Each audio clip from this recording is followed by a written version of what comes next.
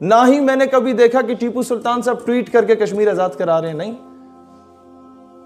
अब एक चीज रहेगी है, जो कुछ अभी हो रहा है कश्मीर के लिए, हाँ हमने ये कह दिया कि इंडिया जा कश्मीर से निकल जाए, इंडिया अभी भी नहीं निकला।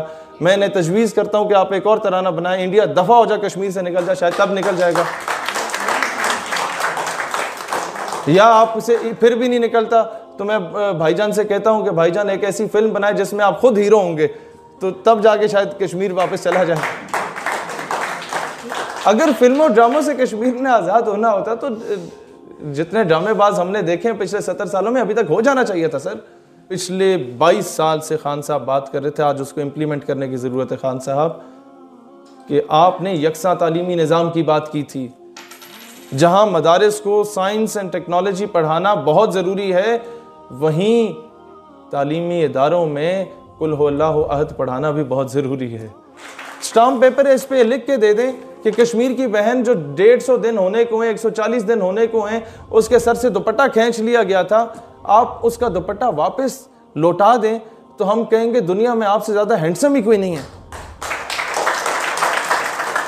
पूछ सकते हैं ना कि सर पहले जो आप कहते थे हम कहीं सर नहीं झुकाएंगे, तो आज हमारी खारजा पॉलिसी इतनी वीक हो गई है कि हम किसी से इजाजत लेके मलेशिया जाएंगे। हम इतने कमजोर पड़ गए कि हम किसी से इजाजत लेके कश्मीर की आजादी की बात करेंगे, नहीं तो we would be declared as a terrorist. Radical Islamic terrorism की बात करते हैं सर डोनाल्ड ट्रंप साहब। What Israel is doing in Palestine, thousands of innocent children are being incinerated with the white phosphorus. We had never used the terminology of bloody radical Jewish terrorism. We never said it.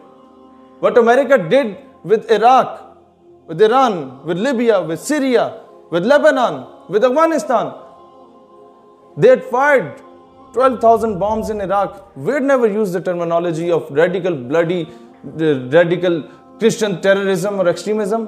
We never used these sort of things. What that goon, that Modi did in occupied Kashmir, in Assam, in Telangana, in Uttar Pradesh, in Andhra Pradesh, in Delhi, in Jamia Milli Delhi, we had never used the terminology of radical, bloody Hindus extremism. No, we didn't do this. So why you are relating terrorism with Islam? हमारा मजहब तो वो मजहब है जो कहता है कि if you have killed a single human being it means you have killed the entire humanity, and if you have saved the life of the single human being it means you have saved the life of the entire humanity. हाँ, अमन का दर्स देता है। मैं आज यही हुकाम बाला को भी कहूंगा कि अक़वाम आलम को बोलो कि इस्लाम पुरअमन मजहब है, लेकिन हमारे मजहब में ये चीज नहीं है कि कोई आपकी एक गाल पे थप्पड़ मारेगा तो आप कहें जनाब ये भी हाजिर है। No, this is not my Islam. वो फिर कहता है कि आप रख के जवाब दें। अपने दिफा का हक रखता है इस्लाम। मां बहन बेटी की इज्जत के साथ जब ज्यादतियां की जा रही हों तो इस्लाम मोहम्मद बिन कासिम को लश्कर के साथ सिंध रवाना कर देता है। जब मजलूमों के साथ जुल्म किया जा रहा हो तो तारिक बिन ज़ियाद को वहां रवाना कर दिया जाता है, और जो कहते हैं कि जी हमारी जो तादाद है वो हिंदुस्तान से तो 10 गुना कम है, 7 गुना कम है, तो तारिक बिन ज़ियाद की तादाद भी तो 10 गुना कम थी। He was the core commander. Tariq bin Ziyad का वापसी का रास्ता तो कश्तियों से था।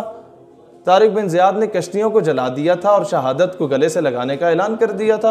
असल तो यह है कि आज हमारे मीडिया पे बैठ के अफगानिस्तान के खिलाफ बात तो की जा सकती है, सऊदीया, तुर्की और ईरान के खिलाफ तो बात की जा सकती है, लेकिन माजरत के साथ ये असद जानते होंगे कि आज इनडायरेक्टली इजराइल को तस्लीम करने की भी कहीं ना कहीं से बातें आ रही हैं। वो डिबेट स्टार्ट होना शुरू हो गई है। ये बहुत बड़ा नजरियाती असास पे हमला है। कायद आज़म रहमतुल्लाह अलैह से कहा गया कि आपका कॉन्स्टिट्यूशन किधर है। हम आज तक एक ही तकरीर बताते हैं जहां पर वो कहते हैं you are allowed to go to your temples and churches. बिल्कुल दुरुस्त है, ये सेकुलर स्टेट नहीं, यही मीसा के मदीना का दर्स है, यही फतह मक्का का दर्स है, जब रसूलुल्लाह अलैहि सल्लम ने सब माइनॉरिटीज को इजाजत दी कि आप you are free to practise your religion. It doesn't means कि कायद आज़म एक सेकुलर या लिबरल रियासत चाहते थे। कायद आज़म क्या रियासत चाहते थे? उनसे पूछा गया कॉन्स्टिट्यूशन क्या है, कहते हैं मुझे क्या जरूरत है बनाने की, 1400 साल पहले मेरे नबी बना के दे गए थे कॉन्स्टिट्यूशन। और हम लोग रस्मी कलामी गुफ्तगू करके चले जाते हैं कि जी वो साहब भी ना नाराज़ हों, ये साहब भी ना नाराज़ हों, वो सारे खुश हों। नहीं सर, जब आप सच बोलेंगे तो एक दो ने नाराज़ होना है। फॉरगेट अबाउट हिम कि वो नाराज़ होता है या नहीं होता। आप झूठ ना बोलें, अपने नज़रिए का दिफा करना सीखें, अपनी कौम का दिफा करना सीखें। गवर्नमेंट से कोऑपरेट करें, गवर्नमेंट को ख़त लिखें कि सर अब अगर बिजली पानी गैस महंगी होती है बर्दाश्त होगा, टमाटर 300 पे पहुंच गए थे, अब आप 450 पे कर दें, बर्दाश्त कर लेंगे, भूखे रह लेंगे, घास खा लेंगे, लेकिन बेगैरत बन के हम नहीं जी सकते। कर्जे ना लें आप।